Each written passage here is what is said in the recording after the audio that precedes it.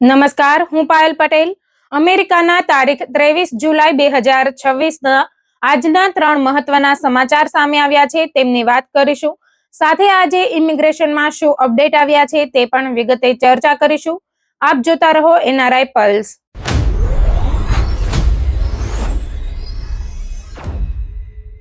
અમેરિકામાં રહેતા લાખો ભારતીયો અને ખાસ કરીને ગુજરાતી સમાજ માટે આજે એક ખૂબ જ મહત્વના સમાચાર સામે આવ્યા છે.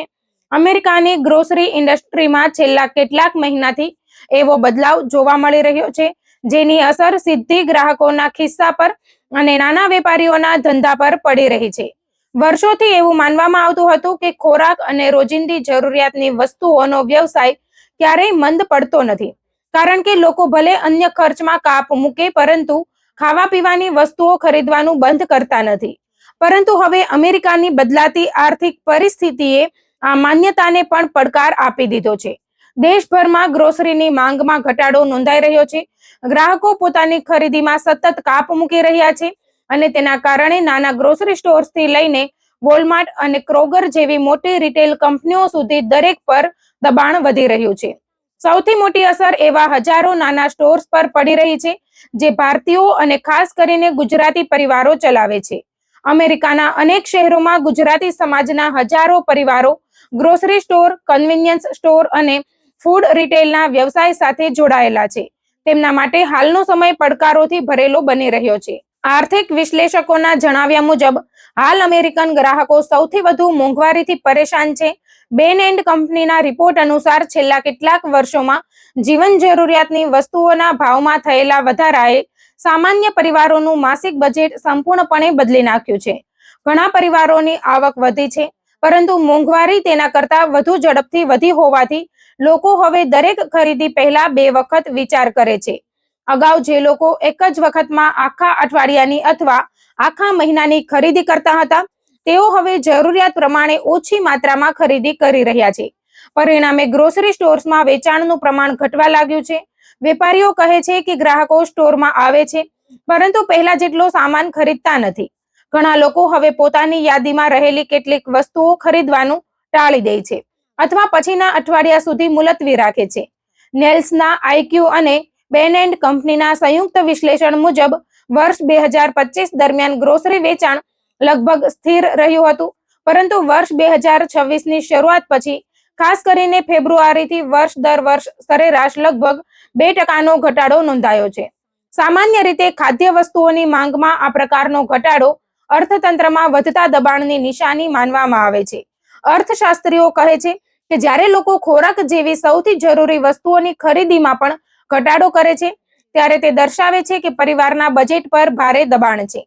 નીચી આવક ધરાવતા પરિવારો ઉપરાંત હવે મધ્યમ આવક ધરાવતા પરિવારો પણ પોતાના ખર્ચમાં ઘટાડો કરવા માટે મજબૂર બન્યા છે. આ સમગ્ર પરિસ્થિતિમાં એક મહત્વનું કારણ અમેરિકાના SNAP એટલે કે સપ્લિમેન્ટલ ન્યુટ્રિશન આસિસ્ટન્સ પ્રોગ્રામમાં થયેલા ફેરફારો પણ છે. આ કાર્યક્રમ હેઠળ ઓછી આવક ધરાવતા લોકોને ફૂડ સ્ટેમ્પ્સ દ્વારા મદદ આપવામાં આવે છે, જેથી તેઓ જરૂરી ખાદ્ય સામગ્રી ખરીદી શકે. પરંતુ નિયમોમાં થયેલા ફેરફારો બાદ લાખો લોકો આ લાભમાંથી બહાર થઈ ગયા છે અથવા તેમને મળતી સહાયમાં ઘટાડો થયો છે. પરિણામે તેમની ખરીદ શક્તિ સીધી ઘટી ગઈ છે. ઘણા વિસ્તારોમાં એવા સ્ટોર્સ છે જ્યાં ગ્રાહકોનો મોટો હિસ્સો SNAP પર આધાર રાખે છે. હવે જ્યારે તે સહાય ઘટી છે, ત્યારે આવા સ્ટોર્સના વેચાણમાં નોંધપાત્ર ઘટાડો જોવા મળી રહ્યો છે. ગ્રોસરી ખરીદીના ખર્ચમાં પણ છેલ્લા કેટલાક વર્ષોમાં ભારે વધારો થયો છે. વર્ષ 2019માં જે પરિવાર દર મહિને લગભગ $300 પોતાની ગ્રોસરી પૂર્ણ કરી શકતો હતો, તેને આજે એ જ ખરીદી માટે $400થી પણ વધુ ખર્ચ કરવા પડે છે. એટલે કે 5 વર્ષમાં લગભગ $100થી વધુનો વધારાનો બોજ સામાન્ય પરિવારો પર આવી ગયો છે. આ વધારાના ખર્ચને પહોંચી વળવા માટે લોકો હવે પોતાના ખર્ચનું આયોજન નવી રીતે કરી રહ્યા છે.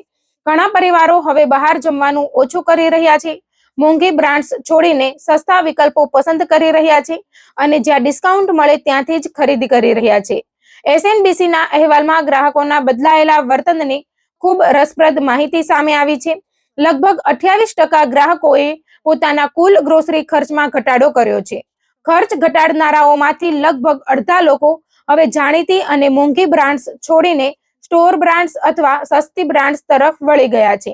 લગભગ 40% ગ્રાહકો ખરીદી કરતા પહેલા coupons, loyalty points, application offers અને પ્રમોશનલ ડિસ્કાઉન્ટ શોધે છે. હવે ઘણા લોકો એક જ સ્ટોરમાં ખરીદી કરતા નથી. જ્યાં જે વસ્તુ સસ્તી મળે ત્યાંથી તે ખરીદી કરે છે. એટલે કે ગ્રાહકો હવે ભાવની સરખામણી કરીને ખરીદી કરે છે, જેના કારણે નાના વેપારીઓ માટે ગ્રાહકોને જાળવી રાખવું પહેલા કરતા વધુ મુશ્કેલ બની ગયું છે. બજારમાં એક નવો ટ્રેન્ડ પણ ઝડપથી જોવા મળી રહ્યો છે અને તે છે વજન ઘટાડવાની દવાઓનો વધતો ઉપયોગ. અમેરિકામાં છેલ્લા કેટલાક સમયમાં આવી દવાઓનો ઉપયોગ ઝડપથી વધી રહ્યો છે. નિષ્ણાતો કહે છે કે આવી દવાઓ લેતા લોકો ઓછું ખાય છે અને તેથી તેઓ અગાઉ કરતા ઓછી ગ્રોસરી ખરીદે છે. હાલ આ અસર મર્યાદિત છે, પરંતુ ભવિષ્યમાં સ્નેક ફૂડ્સ, ચોકલેટ્સ, મીઠા પીણા અને પ્રોસેસ્ડ ફૂડ્સની માંગમાં વધુ ઘટાડો જોવા મળી શકે છે. ફૂડ ઇન્ડસ્ટ્રી માટે આ પણ એક નવા પ્રકારનો પડકાર બની રહ્યો છે. આ પરિસ્થિતિમાં માત્ર નાના વેપારીઓ જ મુશ્કેલીમાં નથી. વોલમાર્ટ, ક્રોગર અને અન્ય મોટા રિટેલર્સ પણ ભારે દબાણ અનુભવી રહ્યા છે. ગ્રાહકોને પોતાની સાથે જાળવી રાખવા માટે તેઓ સતત ભાવ ઘટાડે છે, ખાસ ઓફર્સ આપે છે અને દર અઠવાડિયે નવા પ્રમોશન જાહેર કરે છે. પરિણામે વેચાણ જાળવી રાખવામાં સફળતા મળે છે, પરંતુ નફામાં સતત ઘટાડો થઈ રહ્યો છે. મોટી કંપનીઓ પાસે મૂડી વધારે હોવાથી તેઓ લાંબા સમય સુધી ડિસ્કાઉન્ટ આપી શકે છે, પરંતુ નાના વેપારીઓ માટે આ પ્રકારની સ્પર્ધા કરવી ખૂબ મુશ્કેલ બની જાય છે. અમેરિકાના ગ્રોસરી માર્કેટમાં હવે ગ્રાહકોની પસંદગી પણ ઝડપથી બદલાઈ રહી છે. પહેલા લોકો પરંપરાગત સુપરમાર્કેટમાં ખરીદી કરતા હતા, પરંતુ હવે ડિસ્કાઉન્ટ ચેઇન્સ, વેરહાઉસ, ક્લબ્સ અને વેલ્યુ આધારિત સ્ટોર્સ તરફ વધુ વળી રહ્યા છે. ગ્રાહકો હવે એક જ જગ્યાએ મોટી માત્રામાં ખરીદી કરીને ખર્ચ બચાવવા માંગે છે, જેના કારણે નાના સ્ટોર્સના ગ્રાહકોમાં ઘટાડો નોંધાઈ રહ્યો છે. ખાસ કરીને દૂધ, ઈંડા, બ્રેડ, ચિકન અને અન્ય રોજિંદી ઉપયોગની વસ્તુઓમાં ભાવ યુદ્ધ ચાલી રહ્યું છે. દરેક રિટેલર ગ્રાહકોને આકર્ષવા માટે આ વસ્તુઓ સૌથી ઓછી કિંમતે વેચવાનો પ્રયાસ કરી રહ્યા છે. રિટેલ કંપનીઓ હવે પોતાની વ્યૂહરચના પણ બદલી રહી છે. લોયલ્ટી પ્રોગ્રામ્સને વધુ આકર્ષક બનાવવામાં આવી રહ્યા છે.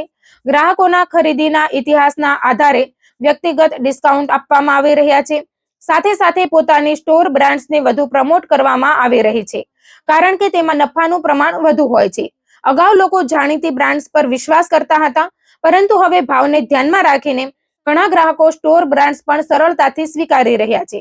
આ બદલાતી પરિસ્થિતિની અસર હવે ફૂડ મેન્યુફેક્ચરર્સ પર પણ સ્પષ્ટ દેખાઈ રહી છે. પેપ્સિકો જેવી વૈશ્વિક કંપનીએ પોતાના તાજેતરના ક્વાર્ટરલી પરિણામોમાં લગભગ 2% આવકમાં ઘટાડો નોંધાવ્યો છે. કંપનીઓ સ્વીકારી રહી છે કે ગ્રાહકો હવે પહેલાની સરખામણીએ ઓછી ખરીદી કરી રહ્યા છે. બીજી તરફ રિટેલર્સ હવે સપ્લાયર્સ પર હોલસેલ ભાવ ઘટાડવા માટે દબાણ કરી રહ્યા છે. જો મોટી બ્રાન્ડ્સ ભાવ ઘટાડશે નહીં, તો ઘણા સ્ટોર્સ પોતાની પ્રાઇવેટ લેબલ પ્રોડક્ટ્સને વધુ મહત્વ આપશે. આથી મોટી બ્રાન્ડ્સ માટે માર્કેટ શેર જાળવવો વધુ મુશ્કેલ બની શકે છે. પ્રોસેસ્ડ ફૂડ્સ અને સુગરી ડ્રિંક્સની માંગમાં પણ ધીમે ધીમે ઘટાડો જોવા મળી રહ્યો છે. ખાસ કરીને જ્યાં એસએનએપી કાર્યક્રમના નિયમોમાં ફેરફાર થયો છે, ત્યાં ગ્રાહકો પોતાના ખર્ચમાં વધુ કાપ મૂકી રહ્યા છે. ઘણા સ્ટોર્સમાં હવે ગ્રાહકો અગાઉ કરતા ઓછી વસ્તુઓ સાથે ચેકઆઉટ સુધી પહોંચે છે. એટલે કે એક ગ્રાહક આવે છે, પરંતુ તેની ખરીદીની ટોકરીનું કદ નાનું થઈ ગયું છે. વેપારીઓ માટે આ સૌથી મોટી ચિંતા છે, કારણ કે ગ્રાહકોની સંખ્યા ભલે સમાન રહે, પરંતુ પ્રતિ ગ્રાહક વેચાણ ઘટી રહ્યું છે. અર્થશાસ્ત્રીઓનું કહેવું છે કે આ સ્થિતિ કાયમી નથી, પરંતુ સુધારો થવામાં સમય લાગી શકે છે. જો આગામી મહિનાઓમાં મોંઘવારીમાં ઘટાડો થશે, પેટ્રોલ અને ડીઝલના ભાવ સ્થિર રહેશે, રોજગારી મજબૂત રહેશે અને ગ્રાહકોનો વિશ્વાસ ફરી વધશે, તો ગ્રોસરી ખર્ચમાં પણ ધીમે ધીમે સુધારો જોવા મળી શકે છે. પરંતુ ત્યાં સુધી રિટેલર્સ માટે દરેક દિવસ પડકારરૂપ રહેશે. વધુ પ્રમોશન, વધુ ડિસ્કાઉન્ટ અને ઓછી કમાણી વચ્ચે વેપારીઓને પોતાનો વ્યવસાય ચલાવવો પડશે. અમેરિકામાં રહેતા ગુજરાતી વેપારીઓ માટે આ સમય ખાસ સાવધાનીનો છે. ખર્ચ પર નિયંત્રણ, ગ્રાહકો સાથે મજબૂત સંબંધ, યોગ્ય સ્ટોક મેનેજમેન્ટ અને બદલાતા માર્કેટ ટ્રેન્ડ્સને ઝડપથી અપનાવવાની ક્ષમતા જ આગામી સમયમાં સફળતાની ચાવી બનશે. કારણ કે હવે માત્ર સારી પ્રોડક્ટ્સ વેચવી પૂરતી નથી, પરંતુ ગ્રાહકોને યોગ્ય ભાવ, વિશ્વાસ અને વધુ મૂલ્ય આપવું પણ એટલું જ જરૂરી બની ગયું છે. હાલની પરિસ્થિતિ સ્પષ્ટ રીતે દર્શાવે છે કે અમેરિકાનો ગ્રોસરી માર્કેટ એક મોટા પરિવર્તનમાંથી પસાર થઈ રહ્યો છે અને તેનો પ્રભાવ ગ્રાહકોથી લઈને નાના વેપારીઓ, મોટી રિટેલ કંપનીઓ અને ફૂડ ઉત્પાદકો સુધી દરેક સ્તરે અનુભવાઈ રહ્યો છે.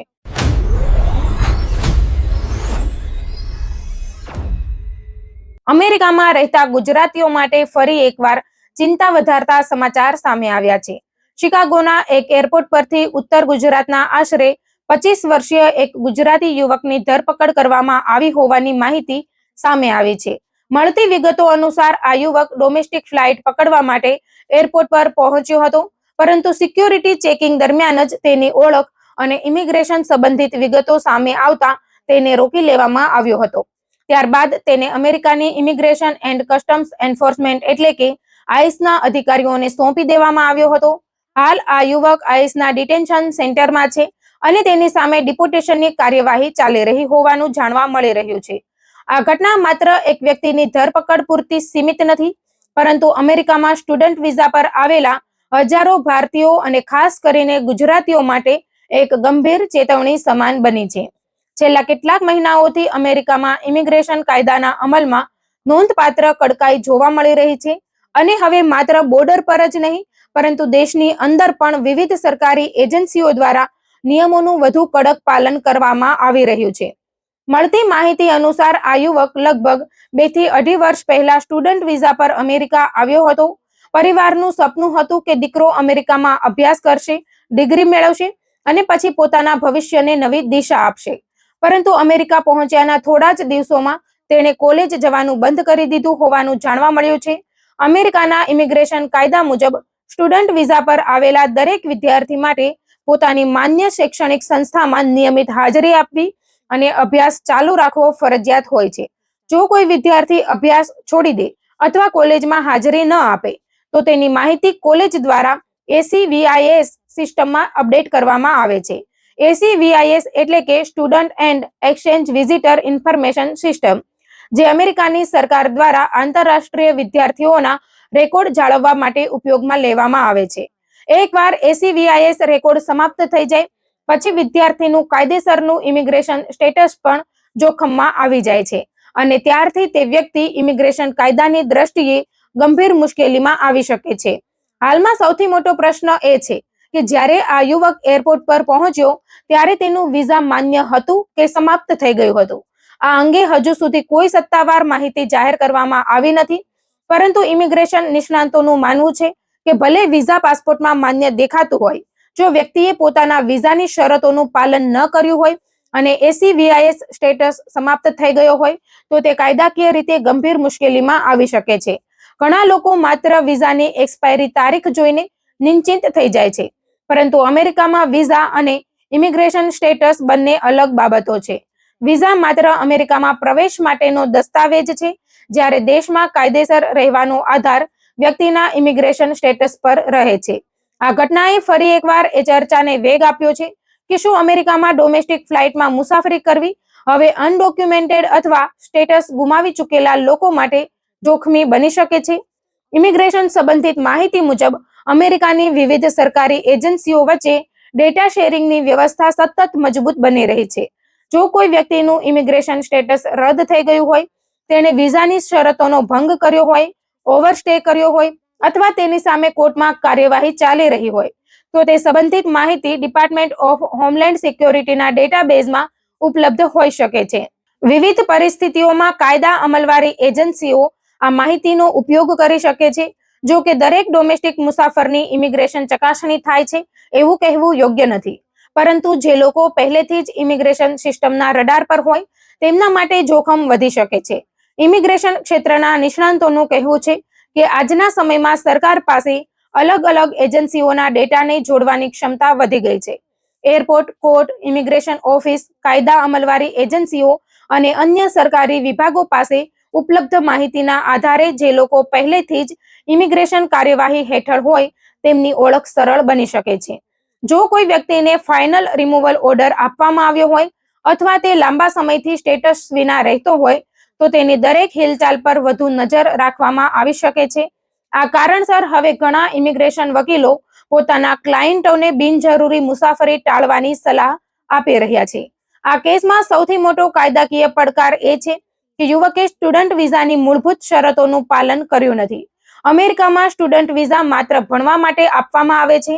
જો કોઈ વ્યક્તિ અભ્યાસ છોડીને અન્ય પ્રવૃત્તિમાં લાગી જાય અથવા નિયમિત હાજરી ન આપે તો તેનું સ્ટેટસ જાળવવું મુશ્કેલ બની જાય છે. વધુમાં જો તપાસ દરમિયાન એવું બહાર આવે કે તેણે લાંબા સમય સુધી અનધિકૃત રીતે નોકરી પણ કરી હોય તો કેસ વધુ જટિલ બની શકે છે. અમેરિકાના ઇમિગ્રેશન કાયદામાં અનધિકૃત રોજગાર પણ ગંભીર મુદ્દો માનવામાં આવે છે અને તે ડિપોર્ટેશનની કાર્યવાહી પર અસર કરી શકે છે. ઘણા લોકો આવી પરિસ્થિતિમાં અસાયલમનો વિકલ્પ શોધવાનો પ્રયાસ કરે છે, પરંતુ અહીં પણ કાયદો ખૂબ સ્પષ્ટ છે. સામાન્ય રીતે અમેરિકામાં પ્રવેશ કર્યા પછી 1 વર્ષની અંદર અસાયલમ માટે અરજી કરવી જરૂરી હોય છે. જો કોઈ વ્યક્તિ 1 વર્ષ પછી અરજી કરે તો તેને સાબિત કરવું પડે છે કે તેની પરિસ્થિતિમાં અસાધારણ ફેરફાર થયો છે અથવા અગાઉ અરજી ન કરી શકવાના યોગ્ય કારણો હતા. માત્ર સમય પસાર થઈ જવો પૂરતું કારણ માનવામાં આવતું નથી. તેથી જે વ્યક્તિ અમેરિકા આવ્યા પછી 2 વર્ષથી વધુ સમય સુધી કોઈ અરજી કર્યા વિના રહે છે તેના માટે હવે અસાયલમનો કેસ દાખલ કરવો વધુ મુશ્કેલ બની શકે છે. દરેક કેસની પોતાની અલગ હકીકતો હોય છે અને અંતિમ નિર્ણય ઇમિગ્રેશન કોર્ટ દ્વારા લેવામાં આવે છે. છેલ્લા 1 થી 1.5 મહિનામાં અમેરિકાના વિવિધ રાજ્યોમાંથી ગુજરાતીઓની ધરપકડ અને ડિપોર્ટેશનના અનેક સમાચાર સામે આવ્યા છે. ખાસ કરીને જેમણે વિઝાની શરતોનું પાલન કર્યું નથી અથવા લાંબા સમયથી સ્ટેટસ વિના રહેતા હતા, એવા લોકો સામે કાર્યવાહી વધુ તેજ બની હોવાનું જોવા મળી રહ્યું છે. પરિણામે અનેક પરિવારોમાં ચિંતા વધી છે. ઘણા લોકો હજારો ડોલરની ફી ચૂકવીને ઇમિગ્રેશન વકીલોનો સંપર્ક કરી રહ્યા છે, પરંતુ કાયદાકીય નિષ્ણાતો સ્પષ્ટ કહે છે કે માત્ર મોંઘા વકીલ રાખવાથી દરેક કેસમાં રાહત મળી જશે એવું માનવું યોગ્ય નથી. જો વ્યક્તિ સામે કાયદાનું સ્પષ્ટ ઉલ્લંઘન સાબિત થાય અથવા ફાઇનલ રિમૂવલ ઓર્ડર આવી ચૂક્યો હોય તો વિકલ્પો મર્યાદિત બની શકે છે. હા, યોગ્ય વકીલ કેસની હકીકતોના આધારે ઉપલબ્ધ કાનૂની ઉપાયો સમજાવી શકે છે, પરંતુ કોઈ પણ પરિણામની ખાતરી આપી શકતો નથી. આ ઘટનાની અસર હવે મુસાફરીના પેટર્ન પર પણ જોવા મળી રહી છે. ઘણા અનડોક્યુમેન્ટેડ ઇમિગ્રન્ટ્સ અથવા જેમનું સ્ટેટસ જોખમમાં છે તેઓએ ડોમેસ્ટિક ફ્લાઇટમાં મુસાફરી કરવાનું ટાળવાનું શરૂ કર્યું છે. તેઓ હવે એક રાજ્યમાંથી બીજા રાજ્યમાં જવા માટે બસ અથવા ખાનગી કારનો ઉપયોગ વધુ કરી રહ્યા છે. પરંતુ નિષ્ણાતો ચેતવણી આપે છે કે માત્ર ફ્લાઇટ છોડવાથી જોખમ સમાપ્ત થઈ જતું નથી. જો રસ્તા પર ટ્રાફિક સ્ટોપ દરમિયાન અન્ય કાયદાકીય મુદ્દો સામે આવે અથવા સ્થાનિક પોલીસ અને ફેડરલ એજન્સીઓ વચ્ચે માહિતી વહેંચાય તો ઇમિગ્રેશન કાર્યવાહી શરૂ થઈ શકે છે. એટલે મુસાફરીનું સાધન બદલવાથી કાયદાકીય જવાબદારી બદલાતી નથી.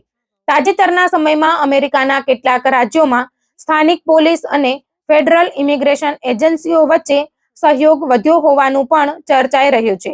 ખાસ કરીને જ્યાં ઇમિગ્રેશન અમલીકરણ માટે સ્થાનિક સ્તરે સહકાર આપવામાં આવે છે, ત્યાં ટ્રાફિક સ્ટોપ અથવા અન્ય કાયદાકીય તપાસ દરમિયાન ઇમિગ્રેશન સંબંધિત મુદ્દાઓ પણ સામે આવી શકે છે.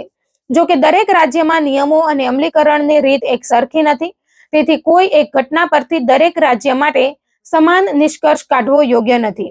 તેમ છતાં જે લોકો પહેલેથી જ કાયદાકીય મુશ્કેલીમાં છે તેમણે પોતાના કેસને ગંભીરતાથી લેવાની જરૂર છે. આ સમગ્ર ઘટનામાં સૌથી મોટો પાઠ એ છે કે અમેરિકા આવવું જેટલું મહત્વનું છે એટલું જ મહત્વનું છે અહીંયાના ઇમિગ્રેશન નિયમોનું સંપૂર્ણ પાલન કરવું. સ્ટુડન્ટ વિઝા પર આવ્યા પછી કોલેજ છોડવી, ACVIS સ્ટેટસ જાળવી ન રાખવું, અનધિકૃત રીતે કામ કરવું અથવા લાંબા સમય સુધી કાયદેસર સ્ટેટસ વિના રહેવું ભવિષ્યમાં ગંભીર પરિણામો લાવી શકે છે. ઘણા લોકો શરૂઆતમાં નાના નિયમ ભંગને ગંભીરતાથી લેતા નથી, પરંતુ વર્ષો પછી આવી જ બાબતો ડિપોર્ટેશન સુધી પહોંચાડી શકે છે. જો કોઈ વિદ્યાર્થીને અભ્યાસમાં મુશ્કેલી હોય, કોલેજ બદલવી હોય, કોર્સ છોડવો હોય અથવા અન્ય કોઈ કારણસર સ્ટેટસમાં ફેરફાર કરવાની જરૂર હોય તો સમયસર કોલેજના ડિઝાઇનેટેડ સ્કૂલ ઓફિશિયલ અને અનુભવી ઇમિગ્રેશન વકીલની સલાહ લેવી ખૂબ જરૂરી છે. નિયમોનું પાલન કરીને યોગ્ય પ્રક્રિયા અપનાવવામાં આવે તો ઘણી મુશ્કેલીઓથી બચી શકાય છે. ફિલહાલ શિકાગોમાં ધરપકડ કરાયેલા આ ગુજરાતી યુવકનો અંતિમ નિર્ણય ઇમિગ્રેશન કોર્ટની કાર્યવાહી બાદ જ સ્પષ્ટ થશે. પરંતુ આ ઘટનાએ અમેરિકામાં રહેતા હજારો ભારતીયો માટે એક મહત્વપૂર્ણ સંદેશ જરૂર આપ્યો છે કે ઇમિગ્રેશન નિયમોને હળવાશથી લેવાનો સમય હવે રહ્યો નથી. જે લોકો પોતાના વિઝા સ્ટેટસ અથવા કાયદાકીય સ્થિતિ અંગે અસમંજસમાં છે તેમણે અફવાઓ પર વિશ્વાસ કરવાના બદલે સત્તાવાર માહિતી અને યોગ્ય કાનૂની સલાહના આધારે આગળના નિર્ણયો લેવા જોઈએ, કારણ કે એક નાની બેદરકારી ભવિષ્યમાં જીવન બદલાવી શકે છે, જ્યારે સમયસર લેવામાં આવેલો યોગ્ય નિર્ણય મુશ્કેલ પરિસ્થિતિમાંથી બહાર આવવાનો માર્ગ પણ બની શકે છે.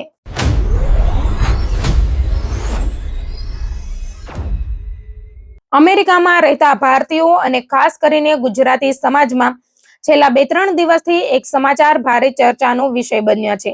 સોશિયલ મીડિયા, વોટ્સઅપ ગ્રુપ અને વિવિધ ઓનલાઈન પ્લેટફોર્મ પર એવી લિંક અને મેસેજ વાયરલ થઈ રહ્યા છે કે અમેરિકામાંથી 18,000 જેટલા ભારતીયોને ડિપોર્ટ કરવામાં આવશે અને તેમને અપીલ કરવાની, કોર્ટમાં પોતાની વાત રજૂ કરવાની કે વકીલ રાખવાની પણ કોઈ તક આપવામાં આવશે નહીં.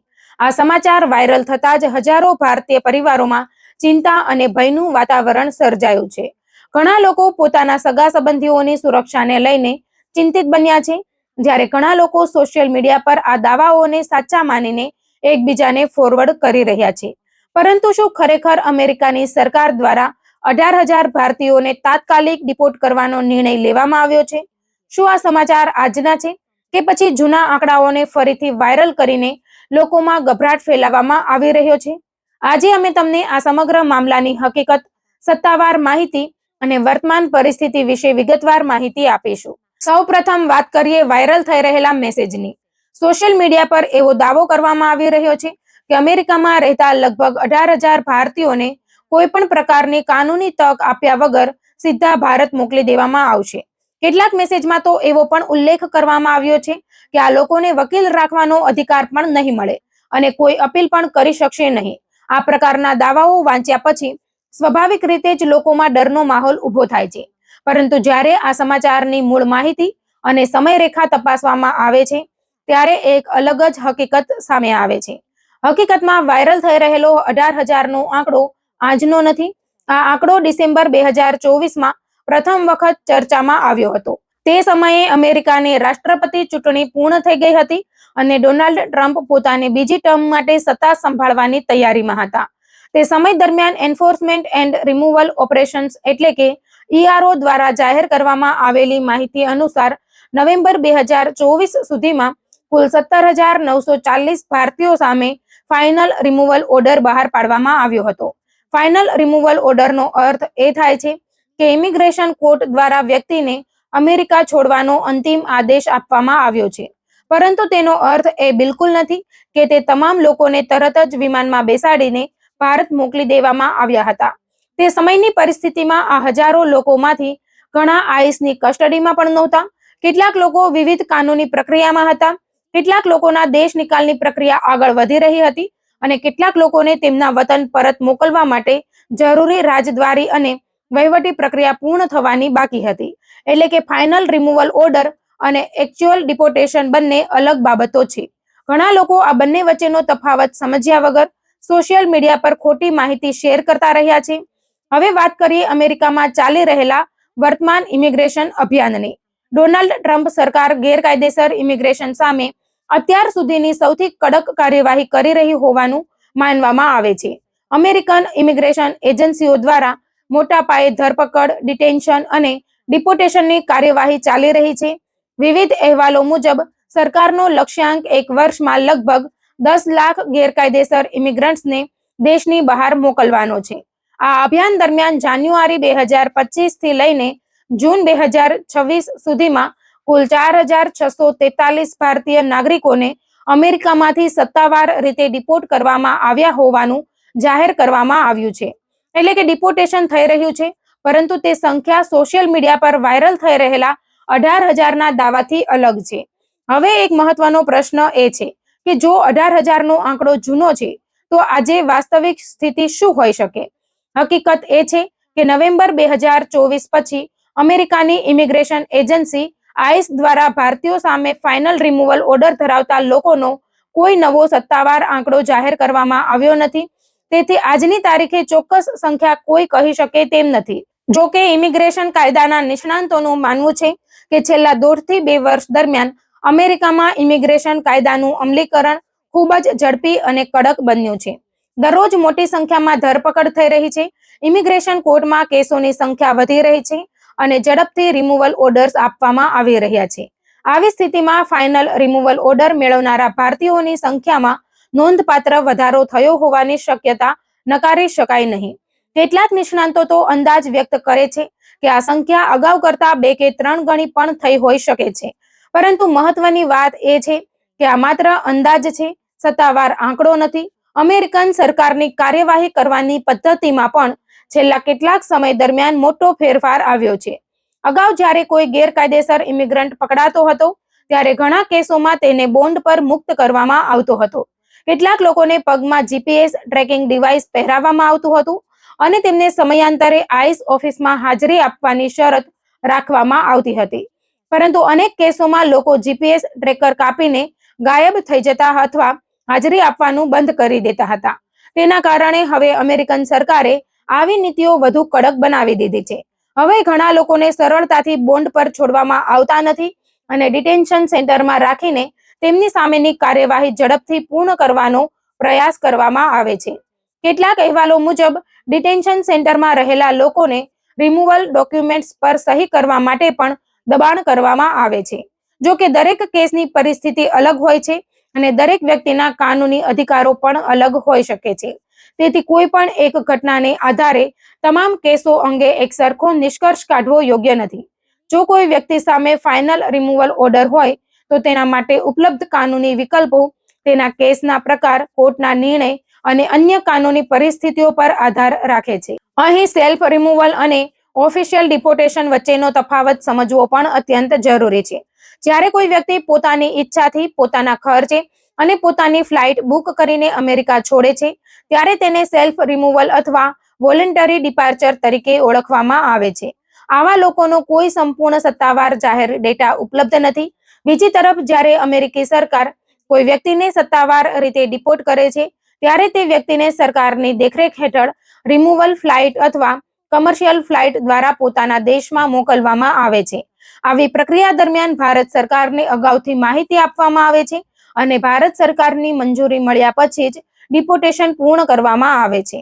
એટલે સત્તાવાર ડિપોર્ટેશન એક સંકલિત આંતરરાષ્ટ્રીય પ્રક્રિયા છે, માત્ર એકતરફી નિર્ણય નથી. ભારતીયો માટે અહીં સૌથી મોટો સંદેશ એ છે કે સોશિયલ મીડિયા પર ફરતા દરેક મેસેજને સત્ય માની લેવું યોગ્ય નથી. ઘણી વખત જૂના સમાચારને નવી ઘટના તરીકે રજૂ કરવામાં આવે છે, જૂના આંકડાઓને નવા દાવા સાથે જોડવામાં આવે છે અને લોકોમાં ગભરાટ ફેલાવવામાં આવે છે. હાલ વાયરલ થઈ રહેલો 18,000 ભારતીયોના ડિપોર્ટેશનનો દાવો પણ એવો જ એક કિસ્સો છે, જેમાં ડિસેમ્બર 2024ના જૂના આંકડાને આજની ઘટના તરીકે રજૂ કરવામાં આવી રહ્યો છે. હાલ અમેરિકાના ઇમિગ્રેશન કાયદાનું અમલીકરણ નિશ્ચિતપણે વધુ કડક બન્યું છે, ધરપકડો વધી રહી છે અને ડિપોર્ટેશનની કાર્યવાહી પણ ઝડપી બની છે. પરંતુ સોશિયલ મીડિયા પર ફરતી દરેક માહિતી તથ્ય આધારિત હોય એવું જરૂરી નથી. જો તમે અથવા તમારા પરિવારનો કોઈ સભ્ય અમેરિકાના ઇમિગ્રેશન સંબંધિત કોઈ પ્રક્રિયામાં સામેલ હોય તો અફવાઓ પર વિશ્વાસ કરવાને બદલે સત્તાવાર સરકારી વેબસાઇટ, ઇમિગ્રેશન કોર્ટના દસ્તાવેજો અથવા અનુભવી ઇમિગ્રેશન એટર્નીની સલાહ લેવી સૌથી યોગ્ય રહેશે. કારણ કે દરેક કેસ અલગ હોય છે અને દરેક વ્યક્તિની કાનૂની સ્થિતિ પણ અલગ હોય છે. અંતમાં એટલું જ કહી શકાય કે હાલ વાયરલ થઈ રહેલા 18,000 ભારતીયોના ડિપોર્ટેશનના સમાચાર સંપૂર્ણપણે નવા નથી, પરંતુ જૂના રિપોર્ટને ફરીથી વાયરલ કરવામાં આવી રહ્યો છે. તેથી ગભરાવાની જગ્યાએ સાચી માહિતી મેળવવી, સત્તાવાર સ્ત્રોતો પર વિશ્વાસ રાખવો અને કાનૂની માર્ગદર્શન હેઠળ આગળ વધવું જ સૌથી સમજદારીભર્યો નિર્ણય સાબિત થઈ શકે છે.